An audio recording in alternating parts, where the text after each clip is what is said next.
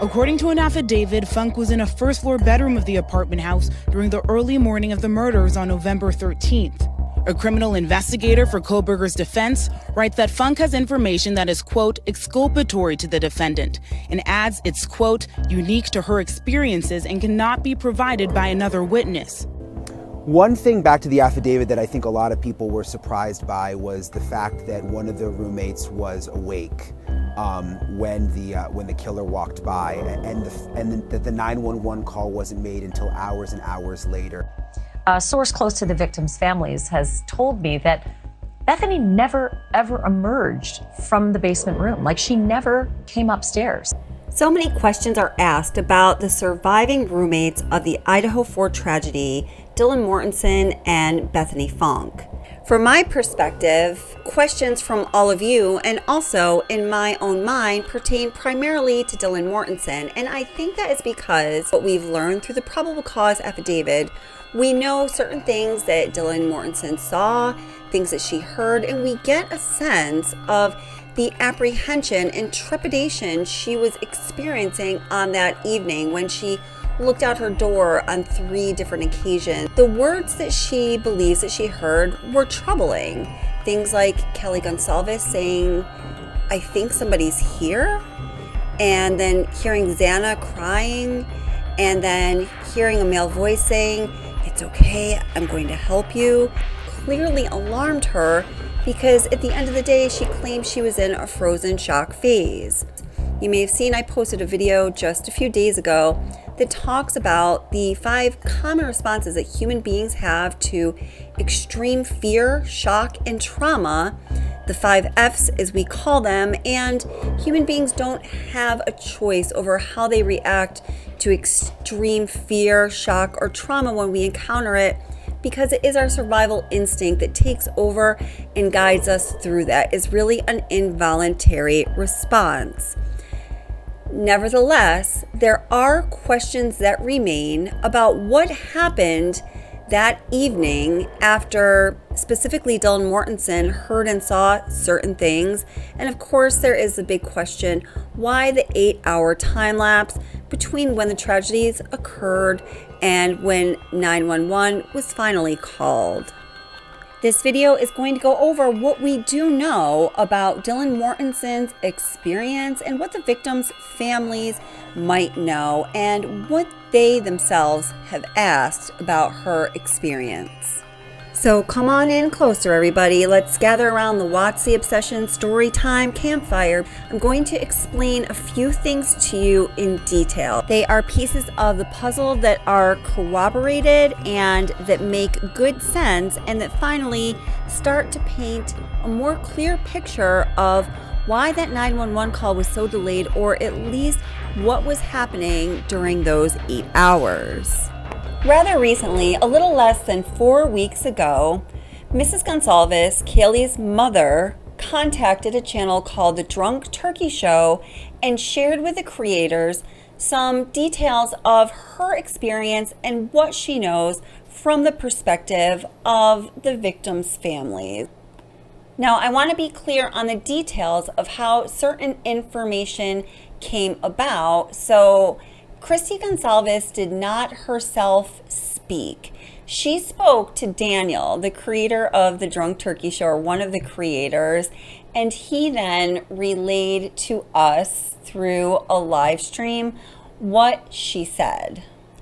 And what Christy Gonsalves had to say about Dylan Mortensen's actions that evening was a shocking confirmation. Now, before I go on to share those details, I do need to say that the creators of the Drunk Turkey Show decided to take that live stream down shortly after it aired. I personally was very interested in hearing the details of what Daniel had to say about what Christy told him, because at the time I was very focused on making sure that y'all knew that this false narrative that told people that lots and lots of students knew about the tragedy hours before 911 was called was not true, not accurate at all. And the reason that is important to me is because it's important to the Chapin family and it's important to a couple students in particular that I've become close with over the past 7 months in talking about this case. But as far as they tell it, it's important to a lot of students who don't want the world to think that they all knew that their friends were in that house dying or having lost their lives already, and they, the students, didn't do a damn thing about it. It's also important to me because the truth is important to this channel. So in talking to the Drunk Turkey Show, Mrs. Gonsalves makes a reference to the probable cause affidavit and the estimated time of the attack according to the probable cause affidavit. 5 pages into the PCA, following the section where the author of the PCA talks about the statements that Dylan Mortensen made to investigators that describe what she heard and saw, this is said regarding the time of the attacks. The combination of Dylan Mortensen's statements to law enforcement, reviews of forensic downloads of records from Bethany Funk and Dylan Mortensen's phone, and video of a suspect as described below leads investigators to believe the homicides occurred between 4 a.m. and 4:25 a.m. So what Kelly's mother shared with Daniel from the Drunk Turkey Show that she had not spoken about before, and surprisingly, neither had her husband Steve, was that she had been made aware that after Dylan Mortensen saw that figure clad in black and heard all of the things she heard and was, according to her, in a frozen shock phase, she called all of the roommates in the house to check up on them to see what was going on, if they were okay, because obviously she was very alarmed. I'm going to play a short clip, and this is the creator, Jules of All Trades True Crime, stating her opinion about what we're talking about right now. And I think she states her opinion very clearly and candidly, for sure. None of that is in the little recap. And that's very curious to me because the information about the roommates is drastic. And it's not just about if they're talking to the victims' families or not. It was also said that Christy heard that the reason why the 4:25 a.m. time slot is on the PCA is because Dylan was calling all of the roommates. So that's proof right there that she was not in no crazy shock phase where she couldn't fathom to do anything but stand there in complete, oh my God. She had the ability to call several people's phone numbers. Didn't call 911 though. So you can dial all them digits, but you can't dial 3 of them? That doesn't make sense. Christy Gonsalves said that she came to know that the estimated time of the attack in the probable cause affidavit was largely due to the records from Dylan's phone and her contacting all of the roommates in the house at a certain time. So that most likely was right before 4:25, hence the time frame that investigators narrowed it down to with the attacks being between 4 a.m. and 4:25 a.m. Of course, with these other 2 pieces of information that they mention. Now, I think it is very interesting that in the probable cause affidavit, they say that they determined the likely time of the attacks due to these 3 things. And how interesting is this? So these 3 factors are, number 1, Dylan Mortensen's statement to investigators. Number 2, forensic downloads of Dylan and Bethany's phones. And number 3, videos of a car in the area that appeared to be driving around in an unusual way or pattern. And we've learned some details about that. So you have to ask yourself, what is it about each of these 3 items that allowed investigators to zoom in on that time frame from 4 a.m. to 4:25 a.m. as being the likely time of the attacks? Well, I think number 3, the videos of the car in the area moving around, I think that one is rather obvious. So let's look at number 1 and number 2. Number 1, Dylan Mortensen's statements to investigators. So we know what Dylan said that caused investigators to perhaps start that time frame at 4 a.m. According to the PCA, it is said that Dylan told investigators that she woke up around 4 a.m. because she heard certain noises, right? But is it also something in Dylan's statements that we do not know that caused them to close out that time frame at 4:25 a.m.? Or number 2, looking at the idea of it was in part the forensic downloads of Dylan and Bethany's phones that allowed them to zero in on the time frame 4 a.m. to 4:25 a.m. So we can certainly surmise that there must have been activity on Dylan's phone that helped them to determine that time frame. But look, also Bethany's phone. I mean, what Christy Gonsalves shared with the Drunk Turkey Show, that we learned that Dylan Mortensen contacted all of the roommates after she knew that something was very strange and she saw the man clad in black with the bushy eyebrows. That makes sense that if Dylan Mortensen was texting or calling everybody, it would have been the forensic download of her phone that gave them an indicator of this time frame. But they specifically also mentioned Bethany's phone. So what is it about Bethany's phone, or that is on Bethany's phone, that helped them to zero in on that time frame of 4 a.m. to 4:25 a.m.? Everything in this probable cause affidavit, and any probable cause affidavit, should be very accurate and intentional. So if it wasn't very intentional to include Bethany's phone in the criteria that was used to narrow down the time frame of the likely attacks, her name would not be here.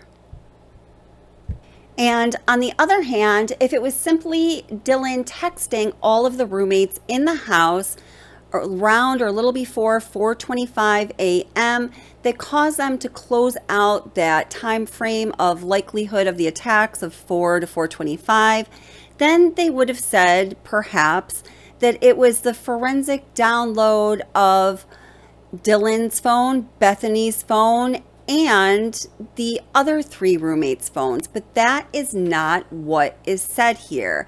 So this makes me wonder, did Dylan, yes, in fact, contact all of the roommates, which is in contradiction to the statement of frozen shock phase?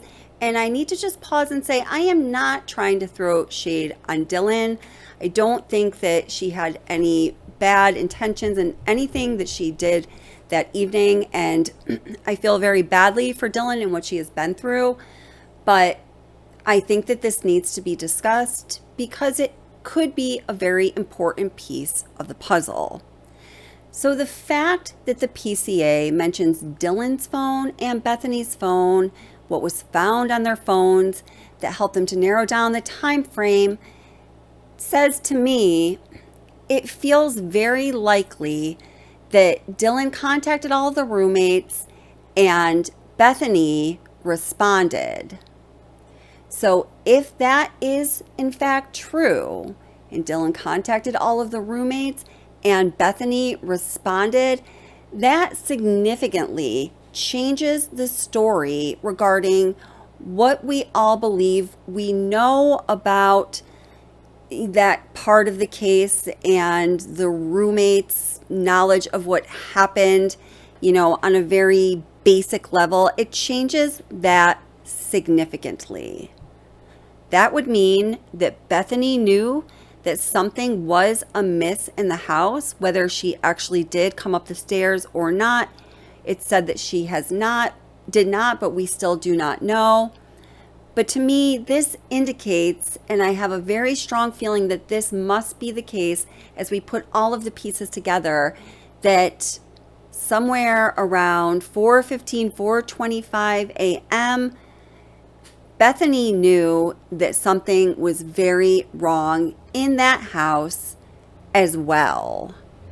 So to me, this expands the question of not just why didn't Dylan contact 911 Why didn't Bethany or Dylan call 911? I feel like with this case, as we go along, questions always become more complicated rather than just answered, set aside, or simplified. Please leave a comment and let me know what you guys think about that. I am so interested to hear what y'all think about that. So I personally don't just pick up kind of the topic of the day or, you know, the thing that people are speculating about at the moment and talk about it on this channel. In fact, I intentionally do not do that, but I think there is something significant here. So as I was thinking about all of this, I remembered something that I had put in the back of my memory and I had almost forgot, which was surprising to me because of how I feel about the Chapin family and Ethan's circle of friends.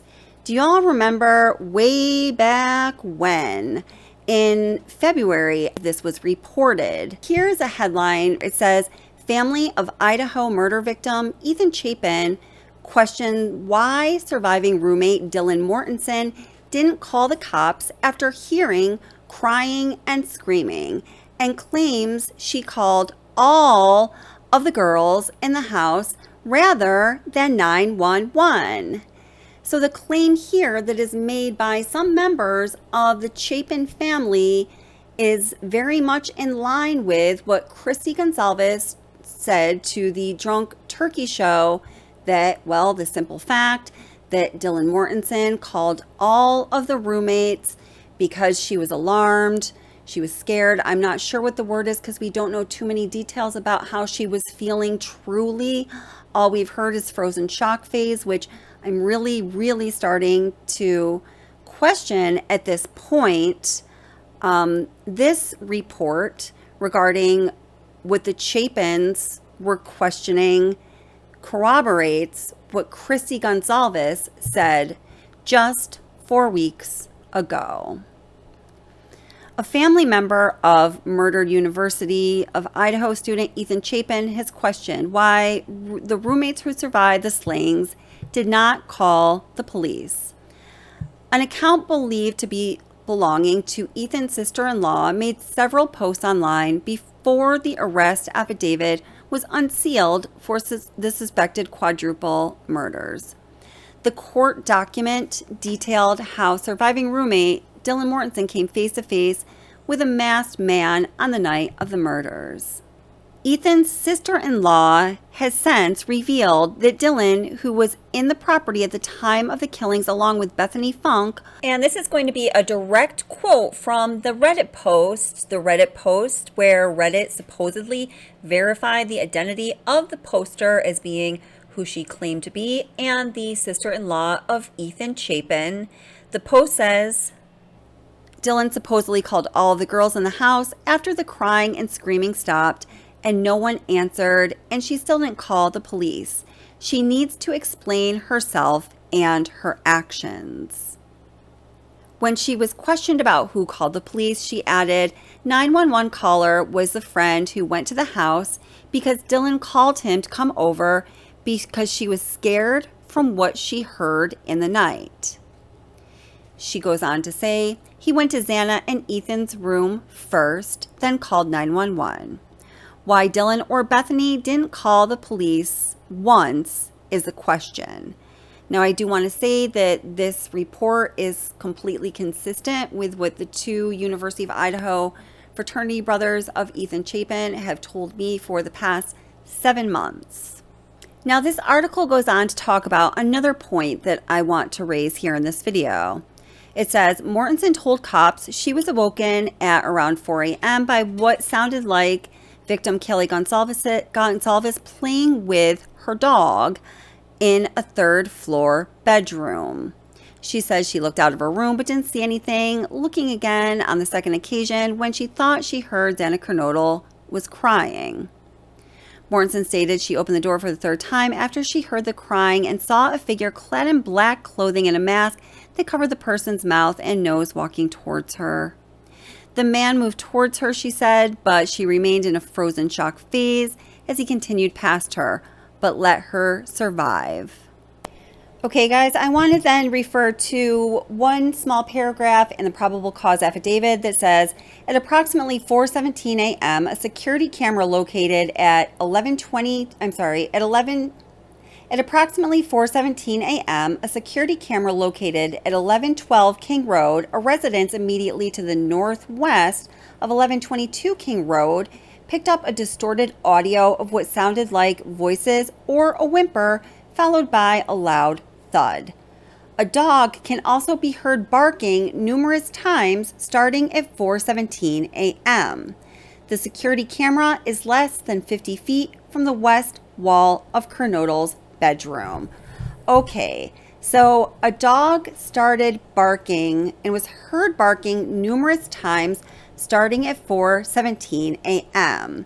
So we know that Murphy, Kaylee's dog, was found in Kaylee's bedroom, and we know that Maddie and Kaylee were in Maddie's bedroom.